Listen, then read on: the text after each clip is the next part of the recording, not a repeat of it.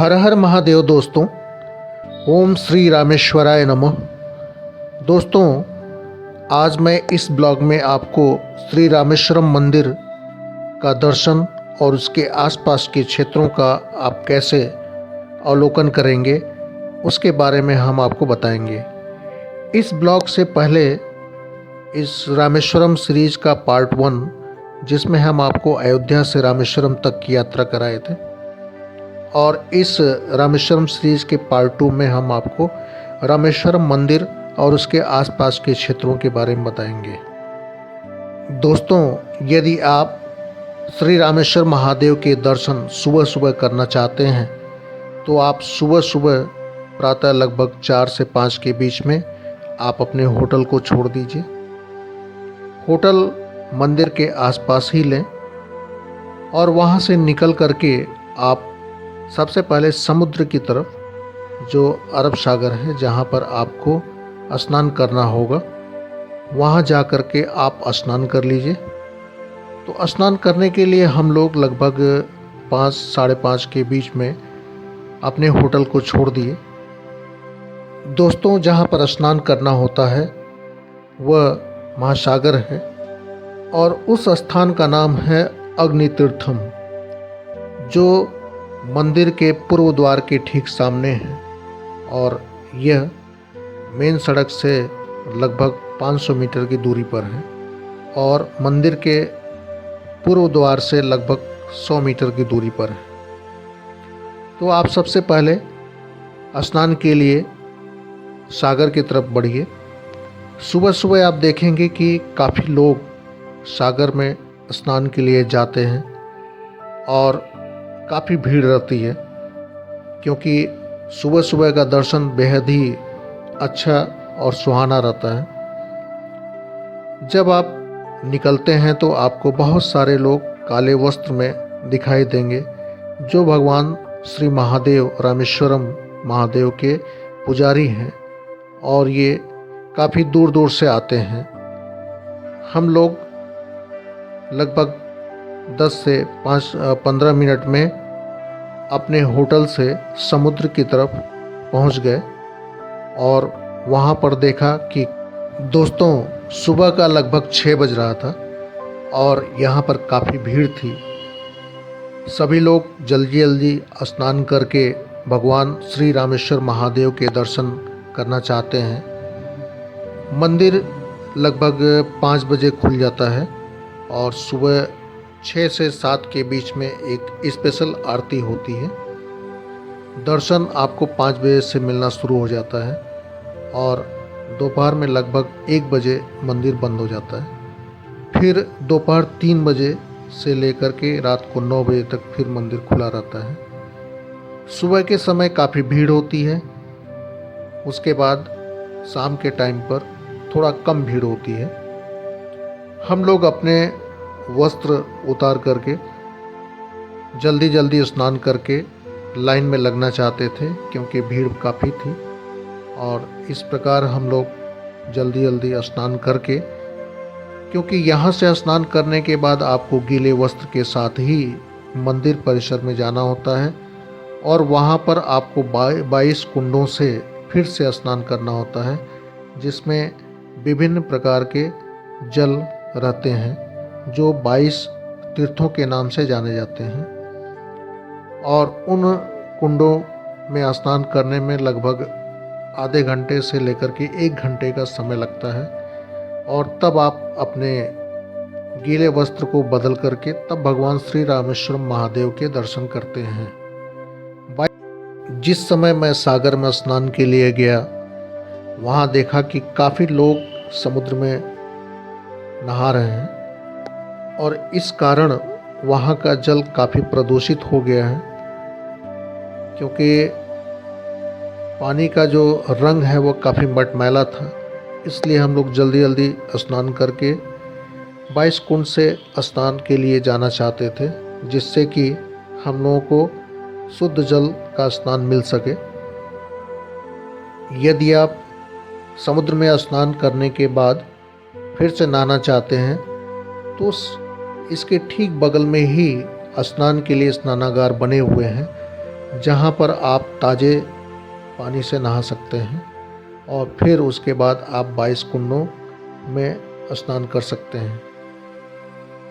दोस्तों, इस स्थान का नाम अग्नि तीर्थम है और हमने देखा यहाँ पर काफ़ी पुजारी लोग पूजा करवा रहे हैं। तो ये लोग, मुझे लगता है कि पिंडदान जैसे या अन्य क्रियाओं के यहाँ पर पूजा होती हैं। दोस्तों, सुबह के समय इस स्थान पर काफ़ी भीड़ रहता है, काफ़ी लोग स्नान कर रहे हैं और स्नान करने के बाद गीले वस्त्र के साथ ही भगवान श्री रामेश्वर महादेव के दर्शन के लिए मंदिर के पिछले द्वार यानी पश्चिम द्वार से प्रवेश करना चाहते हैं और वहां से फिर 22 कुंड के जल से स्नान करना होगा। स्नान के लिए आपको 25 रुपये का टिकट लेना पड़ता है और फिर उसके बाद वहाँ पर खड़े व्यक्ति जो प्रत्येक कुंड पर होंगे वह आपको स्नान कराते हैं। दोस्तों, यदि आप समुद्र में नहाना पसंद करते हैं तो आप कुछ देर तक यहाँ पर स्नान कर सकते हैं, लेकिन यहाँ का पानी इतना शुद्ध नहीं है कि आप काफ़ी लंबे समय तक स्नान करें। पानी गहरा नहीं है तो आप लगभग 50 से 60 मीटर अंदर तक जा सकते हैं, लेकिन मेरा मानना है कि समुद्र की लहरें तेज होने के कारण आपको पास में ही स्नान करके निकल जाना चाहिए। हम लोग यहाँ से स्नान करके मंदिर के द्वार की तरफ, जो पश्चिमी गेट है, पूर्वी गेट से आप स्नान करके कपड़ा बदल करके आप प्रवेश करते हैं और पश्चिमी द्वार से आप गीले कपड़े के साथ प्रवेश करते हैं। तो हम लोगों ने पता किया तो पता लगा कि पूर्वी द्वार से केवल वही लोग जा सकते हैं जो लोग 22 कुंडों से स्नान करके या अपने गीले कपड़े बदल करके भगवान श्री रामेश्वर महादेव के दर्शन करना चाहते हैं, वही जा सकते हैं। यदि आप गीले कपड़े के साथ हैं तो आपको मंदिर के पिछले गेट यानी पश्चिमी द्वार से प्रवेश करना होगा और यदि आप वहां से 22 कुंडों का स्नान करना चाहते हैं तो आपको प्रत्येक व्यक्ति के लिए 25 रुपये का टिकट लेना होगा, जो 22 कुंड में स्नान के लिए होता है और वहाँ पर आपको एक एक कुंडों का स्नान वहाँ जो व्यक्ति हैं वो कराते हैं और वहाँ से आप स्नान करके अपने कपड़े बदल करके आप श्री रामेश्वर महादेव के दर्शन के लिए फिर से आप पूर्वी गेट या फिर अंदर से ही रास्ता है, आप वहाँ से प्रवेश कर सकते हैं। ये 22 कुंड 22 तीर्थ के नाम से जाने जाते हैं और यहाँ का जल काफ़ी शुद्ध माना जाता है और ये माना जाता है कि भगवान श्री राम इन 22 कुंडों का निर्माण किए थे अपने बाणों से, इसलिए ये जल काफ़ी मीठे और शुद्ध हैं। कुछ लोग इन जल को बर्तनों में भरकर अपने घर पर लाते हैं और यह पूजा पाठ में इसका इस्तेमाल किया जाता है, क्योंकि ये भगवान श्री राम के द्वारा निर्मित कूपों यानी कुंडों से ये जल लिया गया है, इसलिए इसे काफ़ी शुद्ध माना गया है। नहाते समय जिस समय ये जल आपके मुंह के अंदर प्रवेश करता है, आपको इसकी शुद्धता की एहसास हो जाता है, क्योंकि ये जल काफ़ी मीठा है। अब हम लोग 22 कुंड स्नान के लिए पश्चिमी द्वार से प्रवेश करते हैं और प्रवेश करते समय हम लोगों के पास कपड़े और सामान भी है, जो स्नान करने के पश्चात हम लोगों को कहीं पर रखना होगा। मंदिर के अंदर वैसे तो मोबाइल अलाउड नहीं है, लेकिन यदि आप मोबाइल ले जाना चाहते हैं तो ले जा सकते हैं, लेकिन अंदर की फ़ोटोग्राफी मना है।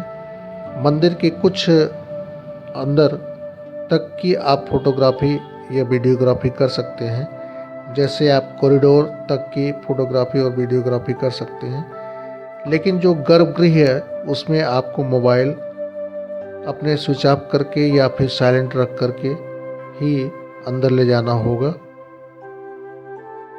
यदि आप मंदिर के गर्भगृह या उसके आसपास के क्षेत्रों का वीडियोग्राफी या फोटोग्राफी करते समय पकड़े जाते हैं तो वह कंटेंट या तो डिलीट कर दिया जाता है या फिर आपका मोबाइल जब्त हो सकता है।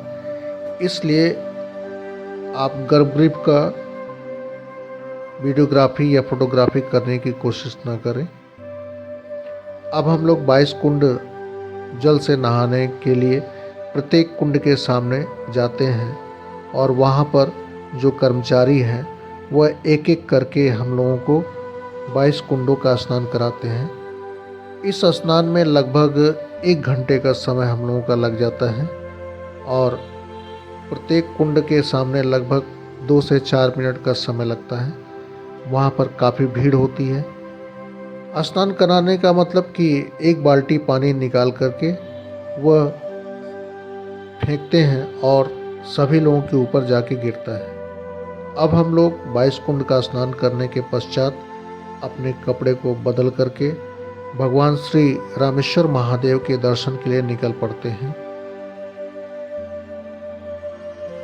हर हर महादेव दोस्तों, प्रेम से बोलिए ओम श्री रामेश्वराय महादेव। जय श्री रामेश्वर महादेव। अब हम मंदिर में भगवान श्री रामेश्वर महादेव जी के दर्शन के लिए पूर्व द्वार की तरफ जाते हैं। इस मंदिर में 4 द्वार हैं जो पूर्व, पश्चिम, उत्तर और दक्षिण दिशा में हैं और प्रत्येक द्वार पर जो कॉरिडोर है वो काफ़ी लंबा है और ये माना जाता है कि विश्व का सबसे लंबा कॉरिडोर श्री रामेश्वर महादेव जी में है। अब हम लोग पूर्व द्वार से भगवान श्री रामेश्वर महादेव के दर्शन के लिए प्रवेश कर चुके हैं और वहाँ का दृश्य देख करके लगता है कि कितनी मेहनत और कितनी लगन से इन कॉरिडोर और महादेव जी के मंदिर को बनाया गया है। यहाँ पर इस कॉरिडोर को देख करके लगता है कि वास्तव में उस समय लोग कितने कलाकार और कितनी मेहनत से इन मंदिरों का निर्माण किया करते थे। ये माना जाता है कि जब भगवान श्री राम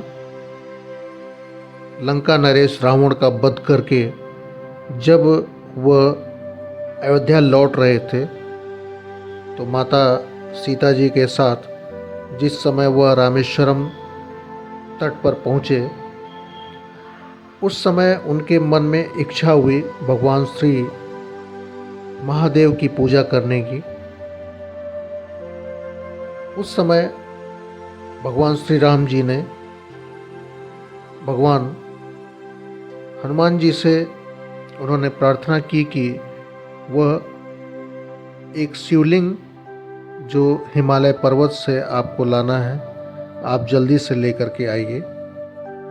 भगवान हनुमान जी वहाँ से निकले शिवलिंग लेने के लिए, लेकिन शिवलिंग लाने में काफ़ी देर हो चुकी थी।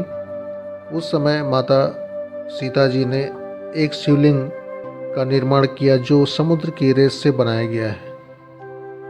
रेत से बने हुए शिवलिंग को भी इसी मंदिर में रखा गया है और प्रभु श्री हनुमान जी ने जो शिवलिंग हिमालय पर्वत से लाए वही शिवलिंग भगवान श्री राम जी ने इस मंदिर में स्थापित किया। तो इस प्रकार यहाँ पर 2 शिवलिंग हैं। एक माता जानकी जी द्वारा बनाए गए रेत से बना हुआ शिवलिंग और मुख्य शिवलिंग जिसको आप रामेश्वरम ज्योतिर्लिंग के नाम से जानते हैं वह भगवान श्री राम हनुमान जी के द्वारा लाए हुए शिवलिंग को यहाँ पर इस मंदिर में स्थापित किया। इस मंदिर में आपको लगभग 2 से 4 घंटे का समय लगता है सुबह के समय दर्शन के लिए, और यदि आप दोपहर बाद दर्शन करना चाहते हैं तो बहुत ही कम समय में आप दर्शन कर सकते हैं। तो यदि आप भीड़ से बचना चाहते हैं तो आप दोपहर के समय में आप भगवान श्री रामेश्वर महादेव जी के दर्शन करना शुरू करें। इस मंदिर में आप देखेंगे बहुत सारे झांकियाँ प्रवेश करती हैं और ये काफ़ी लोग इन झांकियों को लेकर के आते हैं, जिसमें भगवान अलग अलग देवता जी इसमें विराजमान रहते हैं और वह भगवान श्री रामेश्वर महादेव के दरबार में जाते हैं। तो इस प्रकार आपको तमाम ऐसे दृश्य मिलेंगे जिसमें झांकियाँ अलग अलग भगवान जी की झांकियाँ मिलती रहेंगी। मंदिर में सुबह के समय काफ़ी भीड़ रहता है और कई लाइनें होती हैं। यदि आप जल्दी दर्शन पाना चाहते हैं तो वहाँ पर 2 प्रकार की और लाइनें लगती हैं, जो आप 100 रुपये और 200 रुपये का अतिरिक्त पर्ची कटवा करके आप दर्शन पा सकते हैं। यदि आप फ्री दर्शन चाहते हैं तो उसके लिए अलग से लाइन होती है। तो इस प्रकार यदि आप जल्दी दर्शन पाना चाहते हैं तो 100 या 200 रुपये का आप पर्ची कटवा करके प्रवेश करें, और यदि आप सामान्य तरीके से दर्शन करते हैं तो आप जैसे सभी लोग करते हैं आप कर सकते हैं। मंदिर में दर्शन करने के पश्चात हम लोग शाम को मार्केट निकले। ये मार्केट पश्चिमी द्वार के बिल्कुल बगल में है और यहाँ पर बहुत सारी चीज़ें मिलती हैं। बहुत सारी चीज़ें जो समुद्र से बनी हुई चीज़ें हैं वो मिलती हैं, जैसे शंख और तमाम समुद्री जीव जंतु से बनी हुई चीज़ें आपको दिखाई देंगी। लेकिन मुझे लगता है कि यहाँ पर सामान बहुत सस्ता नहीं है, क्योंकि मैं शंख लेना चाहा तो ये रेट यहाँ का सामान्य जगह से कम नहीं था। इसलिए आप जब भी सामान खरीदें अन्य जगहों से रेट ज़रूर पता कर लें और तभी लें। इसी मंदिर के चारों तरफ होटल और धर्मशालाएं हैं।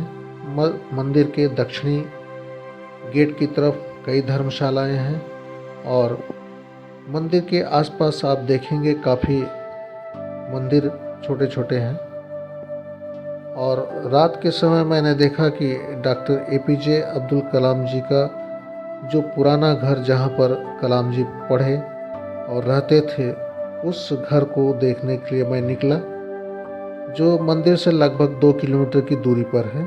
और वह उनका पुश्तैनी मकान है जिसमें उन्होंने बचपन में अपने दिन गुजारे और मुझे लगता है कि क्लास 12 तक की पढ़ाई उन्होंने इसी घर से की। तो मैं भी उस घर को देखने गया। एक छोटा सा घर है, इस समय वह एक म्यूजियम के रूप में हो गया है। तो मंदिर से लगभग इसकी दूरी 1.5 से 2 किलोमीटर है। आप पैदल भी वहाँ जा सकते हैं। दोस्तों, मंदिर के आसपास 2 से 3 किलोमीटर के अंदर कई मंदिर हैं जिसको आप आसानी से घूम सकते हैं। मंदिर के आसपास कई धर्मशालाएं हैं जो आसानी से आपको 500 से लेकर 1000 रुपये तक 2 या 4 बेड के रूम्स या कई बेड के हॉल्स आपको मिल सकते हैं। दोस्तों, इसके आगे धनुष कोट की यात्रा के लिए आप रामेश्वरम सीरीज़ का पार्ट 3 देखें। दोस्तों, ये वीडियो आपको कैसा लगा? Like, comment and share, and also subscribe my YouTube channel @KundanPathak Blogs 23. Thank you very much.